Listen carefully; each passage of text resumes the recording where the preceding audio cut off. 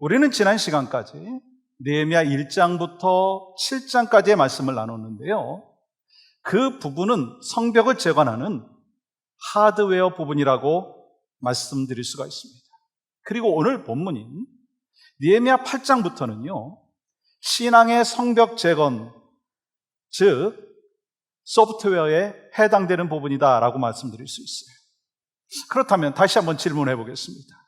여러분, 두 성벽 중에서 어느 성벽이 더 중요한가요? 벽돌을 쌓는 성벽인가요? 아니면 신앙을 쌓는 성벽인가라고 하는 거예요. 느헤미야는 이 52일 만에 성벽 공사를 완공했어요. 하드웨어를 준비한 거예요. 이 하드웨어를 준비하는 과정 가운데 많은 기도가 있었어요. 눈물이 있었어요. 그리고 또한 땀으로 그 성벽을 완공했습니다. 그래서 이제 백성들은 막 춤추고 잔치를 열고 싶은 그런 마음이 가득했을 거예요. 그러므로 느헤미야서는 7장에서 성벽이 완공되었다, 그리고 끝나도요, 아무런 문제가 없다는 거예요. 그런데 느헤미야서는요, 이 8장까지, 아니 13장까지 이어지는 것을 보게 됩니다. 무슨 말씀인가? 벽돌로 쌓은 성벽 완성이라고 하는 이 하드웨어가 끝이 아니라고 하는 거예요.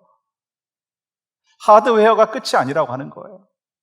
더 중요한 것이 있다는 것입니다. 그것은요, 신앙의 성벽의 재건, 영적인 회복이 있어야 한다라고 하는 것입니다. 왜냐하면 아무리 성벽을 완벽하게 재건을 한다 할지라도 그들이 하나님께로 돌아서지 않는다면 하나님의 일하심과 하나님의 보호하심을 경험할 수 없고 또다시 무너질 수밖에 없다라고 하는 것을 하나님은 아셨기 때문인 거예요. 우리가 너무나 잘 알고 또한 익숙하게 기억하고 있는 시편 127편 1절은 이렇게 기록하잖아요. 여호와께서 집을 세우지 아니하시면 세우는 자의 수고가 헛되며 여호와께서 성을 지키지 아니하시면 파수꾼의 깨어있음이 헛되도다. 남유다는 BC 586년에 바벨론에 의해서 멸망을 당했고 포로로 잡혀갔어요. 여러분, 그 이유가 뭔지 아세요? 하나님의 말씀에 불순종했기 때문이에요. 하나님께서 말씀을 선지자를 통해서 주셨지만 그들은 듣기를 거절했다라고 하는 거예요. 말씀에 불순종했습니다. 그리고 오랜 포로 생활 후에 스룹바벨의 지도하에서 약 5만 명이 예루살렘으로 다시 돌아왔고 22년간 성전을 재건하게 되었습니다. 그리고 78년이 지난 BC 458년에 에스라의 지도하에 이 6,000명에서 7,000명의 사람들이 다시 돌아왔어요. 그로부터 14년이 지난 BC 444년에 느헤미야가 이 페르시아의 고위 관리 자리를 다 내려놓고 여러 사람들과 함께 예루살렘 성벽을 재건하기 위해서 예루살렘에 왔습니다. 그리고 수많은 고난과 어려움과 방해와 음모가 있었잖아요. 근데 하나님의 보호하심과 하나님의 은혜로 인해서 2달도 안 되어가지고 예루살렘 성벽을 완공하게 되었습니다.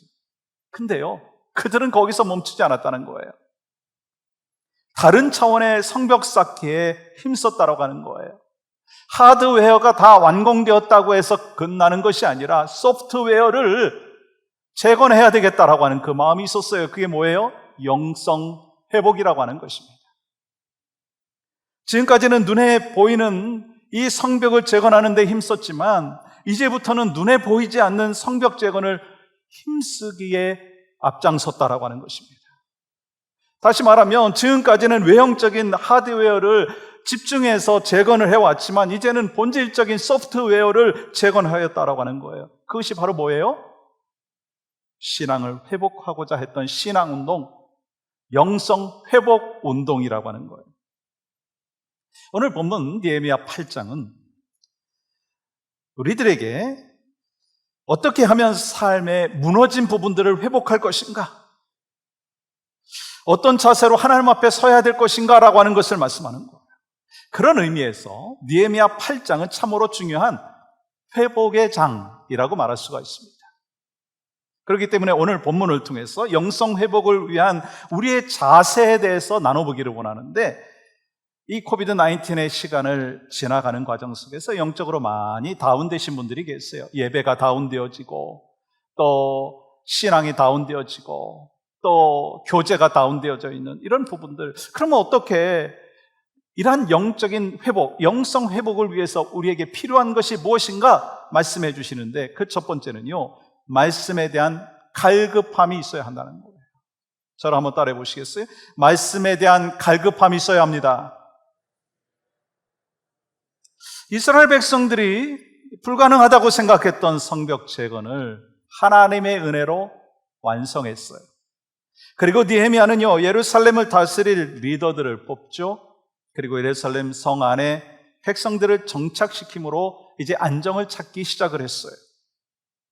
그때 이스라엘 백성들이 제일 먼저 하고자 했던 것이 무엇인지 아십니까? 하나님의 말씀을 듣는 거였어요. 그러면 왜 그들이 하나님의 말씀을 사모했느냐는 거예요. 그들은 성벽 재건을 하면서 자신들의 그 불순종에 대해서 깨닫게 되었고요, 수많은 난관과 방해에도 불구하고 그 극복하는 과정 가운데 하나님의 도우심을 경험했기 때문이다라고 하는 거예요. 오늘 본문은 이 느헤미야가 의도하거나 주도하지 않은 자발적으로 일어난 사건으로부터 시작되어지는 것을 볼 수가 있습니다. 그럼 본문 1절 이렇게 기록하죠. 이스라엘 자손이 자기들의 성읍에 거주하였더니 7째 달에 이르러 모든 백성이 일제히 수문 앞 광장에 모여 학사 에스라에게 여호와께서 이스라엘에게 명령하신 모세의 율법책을 가져오기를 청하매. 여러분, 이 삶의 외형적인 조건이 다 잘 가졌다고 해서 모든 삶이 반드시 행복해지는 것이 아니라고 하는 거 여러분 아시죠? 여러분, 성벽 재건을 52일 만에 완공한 성취감에 지금 막 기뻐하고 감사하는 그 상황 속에서도 마음의 허전함은요, 바로 영적인 기갈, 바로 영적인 목마름 때문이었다고 하는 거예요. 그들은 그것을 채울 수 있는 길이 무엇인가? 오직 하나님의 말씀밖에 없다라고 하는 것을 깨달았다라고 하는 것입니다. 그래서 누가 시킨 것도 아닌데 모든 백성들이 일제히 성전에 모여들기 시작했어요. 여러분, 이 일제히라고 하는 이 원어의 단어는 한 사람 같이라고 하는 거예요. 여러분, 이게 바로 성령의 역사하심이고 부흥을 주시는 하나님의 은혜라고 하는 것입니다. 그들은 영적 갈급함을 해소하고자 학사 겸 제사장인 에스라를 초청해서 그들에게 율법책을 읽어달라고 요청을 합니다. 하나님의 말씀을 듣고자 했던 거예요. 즉 이스라엘 백성들은요, 말씀에 대한 갈급함으로 자발적으로 말씀을 가르쳐달라고 요청을 한 거예요. 여러분과 저에게 말씀에 대한 목마름이 있다라고 하는 것은요, 영혼이 건강하고 하나님께서 부어주신 그 은혜를 사모하고 있다라고 하는 그 사인인 것입니다. 그러므로 우리는요, 성도로서 영성 회복을 하기 위해서 갈급함이 있어야 되는데 하나님 말씀에 대한 갈급함이 있어야 된다는 거예요. 여러분, 우리는 삶이 공고할 때 마음이 더욱 갈급해집니다. 그리고 그 갈급함은요, 하나님 말씀을 알고 싶은 막 열망으로 이어지는 것을 보게 됩니다. 그래서 학사 겸 그 제사장이었던 에스라에게 말씀을 요청하는 이스라엘 백성들을 보십시오. 그리고 여러분, 2절 말씀 이렇게 기록합니다. 7째 달 초하루에 제사장 에스라가 율법책을 가지고 회중 앞 곧 남자나 여자나 알아들을 만한 모든 사람 앞에 이르러. 여러분, 7월 1일은 히브리 달력으로 한 해를 시작하는 첫날입니다. 그러니까 한 해를 시작하는 첫날 온 백성들은 새벽부터 하나님의 말씀을 듣기 위해서 수문 앞 광장에 막 자발적으로 모여들었다는 거예요. 그만큼 하나님의 말씀에 대한 갈급함이 있었다고 하는 거예요. 여러분, 시편 42편 1절은 이렇게 기록하죠. 하나님이여, 사슴이 시냇물을 찾기에 갈급한 같이 내 영혼이 주를 찾기에 갈급하나이다.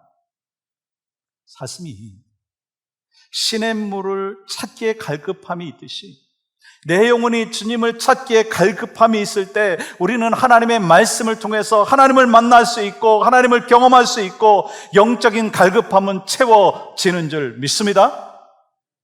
그래서 수문 앞 광장에는 남녀노소 할 것 없이 모든 백성들이 모여들기 시작했어요.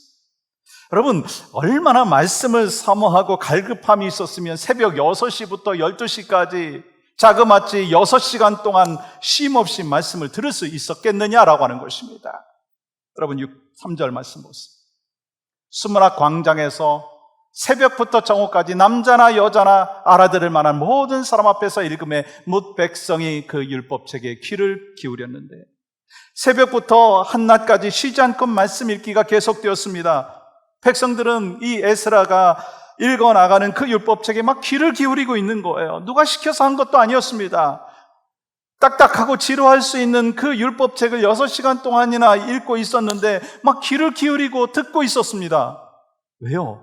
그들의 관심은 오직 하나님의 말씀이고 하나님의 뜻에만 있었기 때문인 것입니다. 그래서 그만큼 하나님의 말씀에 대한 갈급함이 있었다는 거예요. 수모하는 것은 여러분과 저의 마음 가운데, 심령 가운데 말씀에 사모함이 있기를 주님의 이름으로 간절히 축복합니다. 우리 마음이 무너졌을 때, 가정이 무너졌을 때, 공동체가 무너졌다라고 느낄 때 회복할 수 있는 길이 있다는 거예요. 그 길은 유일한 길인데 바로 하나님의 말씀으로 돌아가는 것입니다. 왜냐하면 하나님의 말씀이 우리를 살릴 수 있는 유일한 길인 줄 믿습니다. 그러므로 우리의 모임 가운데 언제나 하나님의 말씀이 중심이 돼야 돼요. 그리고 리더는요, 지혜롭게 직접적으로 간접적으로 그 모임에서 말씀이 녹아져 내릴 수 있도록 인도해야 된다는 거예요.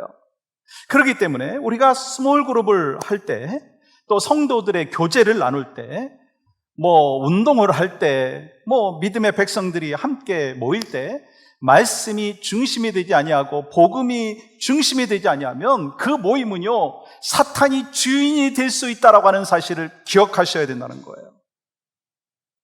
그러므로 어느 모임에서든지 영적으로 무너져 있다라고 하는 생각을 먼저 하게 되는 사람은 말씀으로 돌아가려고 주제를 바꿔야 돼요. 복음으로 들어가기 위해서 주제를 바꿔야 된다는 거예요. 그래야 공동체가 다시 회복될 수 있다라고 하는 거예요.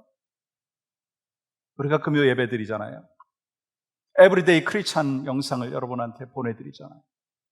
주일 예배에 선포되어지는 이 말씀, 우리 교회 공동체에게 주시는 말씀인데 이 말씀을 붙들고 사모하고 기도해야 합니다. 그리고 같은 말씀을 들은 그 성도들끼리 그 말씀을 나눌 때 성령의 역사하심과 영적인 회복은 바로 여러분과 여러분이 섬기는 그 공동체 가운데 있게 될 줄 믿습니다. 그래서 주일 말씀을 함께 듣고 구역 식구들과 나누고 가족들과 함께 나눌 때 더 큰 은혜를 경험할 수가 있다는 거예요. 이 미국의 크리스찬들 사이에 하는 말 가운데 터들 크리스찬이라고 하는 말이 있습니다. 터들 크리스찬. 거북이 교인이다. 그런 말이죠. 여러분, 그러면 터들 크리스찬 어떤 의미가 있는가? 새는요 9일 동안 먹지 않고 살 수가 있답니다. 사람은 평균적으로 12일이고 또 개는 20일간 견딜 수가 있답니다. 그런데 거북이는 500일을 먹지 않고도 살고 견딜 수가 있다는 거예요. 그래서 영혼의 양식인 하나님의 말씀이 없이 살아가는 신자를 터들 크리스찬이라고 얘기합니다. 제가 또 한 가지 질문하죠. 혹시 지난 한 주간 동안 성경책을 한 번도 펼쳐보지 아니하신 분 손들어 주시기 바랍니다 라고 하면 터들 크리스찬이 나구나, 그런 마음을 갖고 있는 분들이 계실 거예요.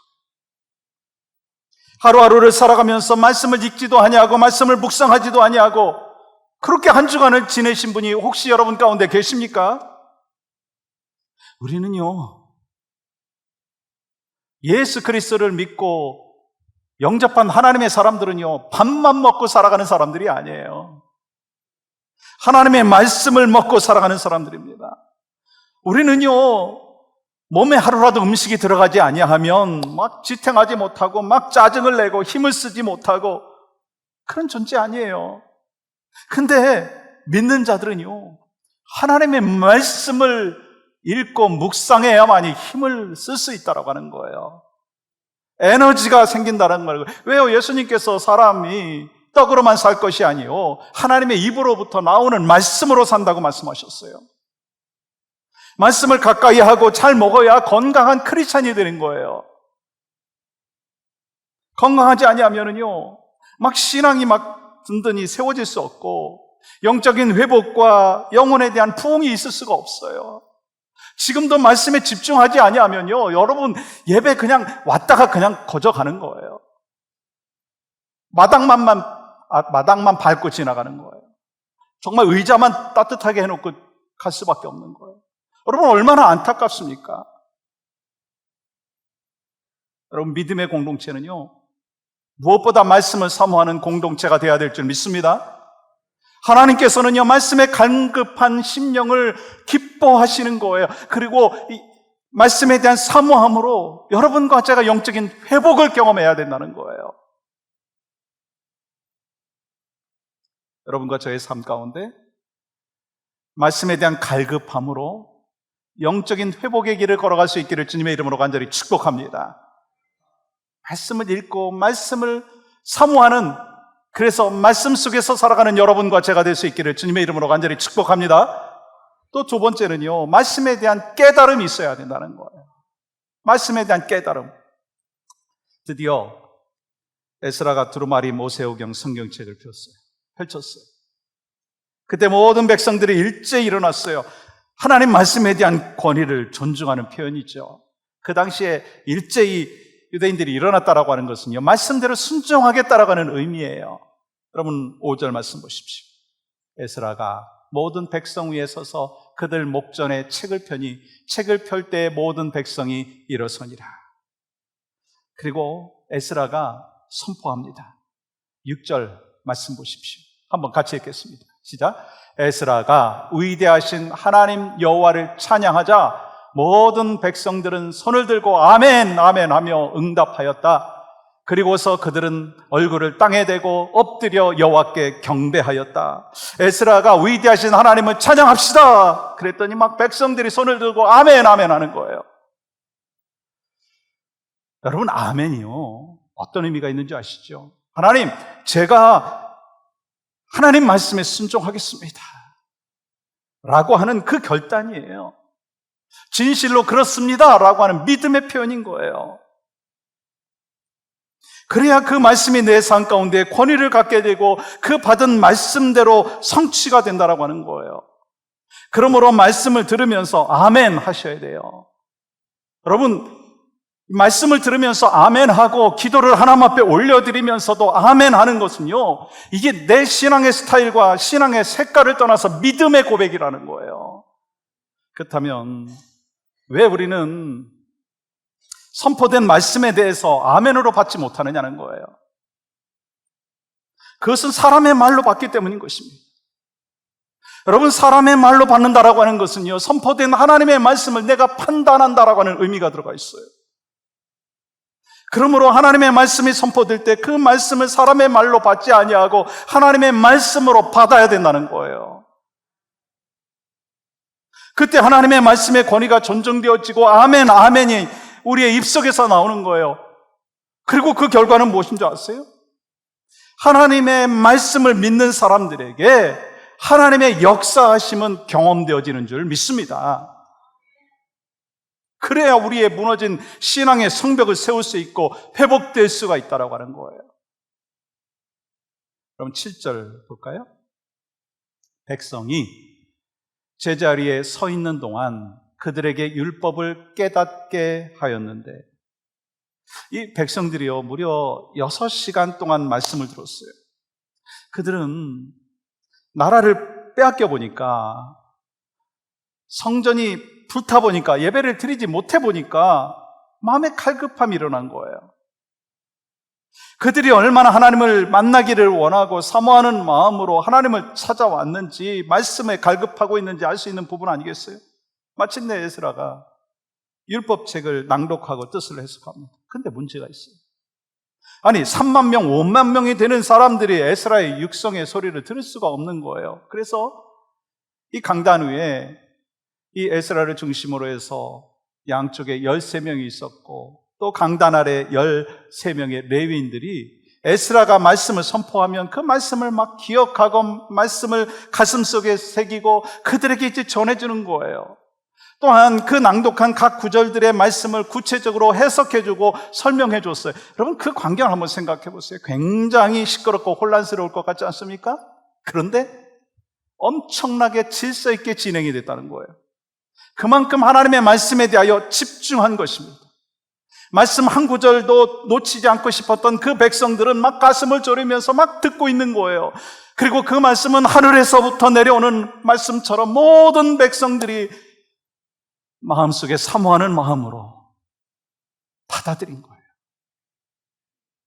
그만큼 모여든 그 사람들은 하나님의 말씀에 대해서 가난했고 갈급했고 사모했다라고 하는 거예요. 사랑하는 여러분, 우리는 기적을 원하고 회복을 원하죠. 그리고 하나님께서 부어주신 그 부흥을 원합니다. 근데 모든 기적과 부흥은요, 우리의 마음이 갈급할 때 일어난다라고 하는 거예요.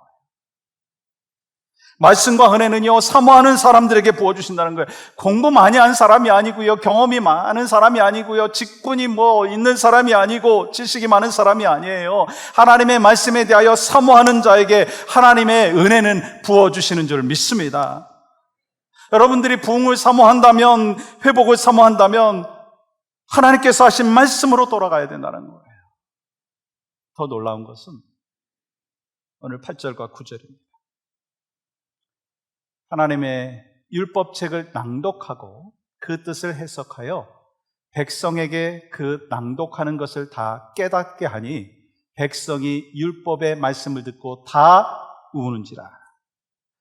그들은 하나님의 말씀을 들을 때 귀로만 들은 게 아니에요. 그들은 하나님의 말씀을 자신의 영혼을 깨우는 살아있는 음성으로 들었다는 거예요.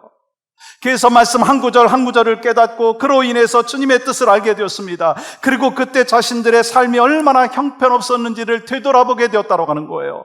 왜요? 하나님의 말씀에 깨달음이 없는 자에게는요, 실천이 기대할 수가 없다는 거예요. 실천이 없는 사람에게 뭔 변화를 기대할 수 있겠습니까? 여러분, 변화가 없는 사람에게 새로운 삶을 기대할 수가 없어요. 그래서 말씀에 깨달음이 있어야지 변화가 있다는 거예요. 하나님의 말씀에 대한 갈급함이 있었던 그들은 귀 기울여서 말씀을 들었고 그 말씀을 통해서 하나님의 은혜와 뜻, 그리고 또한 심판에 이르게 하는 그 자신의 불순종에 대해서 깊이 깨닫고 울었어요. 왜 울었어요? 회개한 거예요. 그렇습니다. 하나님의 말씀에 대한 갈급함이 있어야 하나님의 말씀을 알고 깨달을 수 있고, 말씀을 알고 깨달아야지 하나님의 말씀대로 순종할 수 있고 하나님과 동행하면서 그 은혜 가운데 살 수가 있다는 거예요. 예를 들어서 18세기 초반에 미국과 영국의 대각성 운동이 일어나기 전에 이 미국과 영국에는 그 도덕성이 땅에 떨어질 만큼 어려운 그런 상황들이었습니다. 사람들마다 술에 취해서 집집마다 술 주정뱅이가 있었고, 욕을 하지 않고는 대화가 되지 않을 정도의 그 방탕하고 타락한 사람들이 많았어요. 그 당시에 가장 많은 질병이 뭔지 아세요? 성병이었어요. 이런 상황 가운데 존 웨슬레와 조지 비필드, 그리고 또한 조나단 에드워즈는 하나님의 말씀을 전하였어요. 그랬더니 변화가 일어난 거예요. 개인과 가정과 사회가 변하기 시작했어요. 술집과 당구장과 극장과 경마장이 문을 닫고 범죄에 줄어가지고요, 이 유치장이요 텅텅 비었어요. 경찰들이 할 일이 없어졌어요. 공장의 직원들이 물건을 훔쳐갔다가 이제 회개하고 되돌려줘가지고 다시 창고를 지어야 되는 그런 상황이 되었다는 거예요. 진정한 삶의 회개운동이 일어난 것입니다. 사람들이 은혜를 받고 말씀에 대하여 적용하면서 변화가 일어났다라고 하는 것입니다. 그러니까 여러분, 말씀은 변화의 능력이라고 하는 거예요. 말씀을 통하여 우리가 깨닫고 그리고 말씀대로 순종할 때 우리는요, 변화의 능력을 경험할 수가 있는 것입니다. 그리고 본문의 말씀은 회복을 위해서 갈급함이 있고, 말씀에 대한 갈급함이 있고 깨달음이 있을 때 주시는 하나님의 복에 대해서도 말씀을 하시는데요. 여러분 10절 말씀 볼까요? 여호와로 인하여 기뻐하는 것이 너희의 힘이니라. 여호와를 기뻐하는 것이 무엇입니까? 그것은 하나님을 자랑하는 것입니다. 어떤 상황 가운데서도 하나님을 자랑하는 것입니다. 그리고 하나님으로 인해서 기뻐하는 삶을 살면 하나님께서는 강한 산성 같은 힘으로 나를 보호하시고 나를 지키신다라고 하는 거예요. 시편 18편 1절을 이렇게 기록하죠. 나의 힘이신 여호와여, 내가 주를 사랑하나이다. 여호와를 기뻐하는 것이 너희의 힘이라고 하는 이 말씀과 동일한 말씀이에요. 나의 힘이 되신 여호와여, 내가 주님을 사랑합니다. 그러면 여러분, 힘의 뜻이 뭐예요? 우리에게 무엇이 힘이십니까? 하나님 아닌가요? 힘에 대해서 구체적으로 시편 18편 2절은 이렇게 기록하고 있어요. 같이 한번 읽겠습니다. 시작. 여호와는 나의 반석이시요 나의 요새이시요 나를 건지시는 이시요 나의 하나님이시요 내가 그 안에 피할 나의 바위시요 나의 방패시요 나의 구원의 뿌리시요 나의 산성이시로다. 아멘. 여호와를 기뻐할 때 나에게 힘이 되는 줄 믿습니다. 그리고 누구든지 하나님은 나의 힘이시라고 고백할 때 하나님께서 응답을 해주시는데요. 여러분 시편 91편 14절은 이렇게 기록합니다. 하나님이 이르시되 그가 나를 사랑한즉 내가 그를 건지리라. 그가 내 이름을 안즉 내가 그를 높이리라.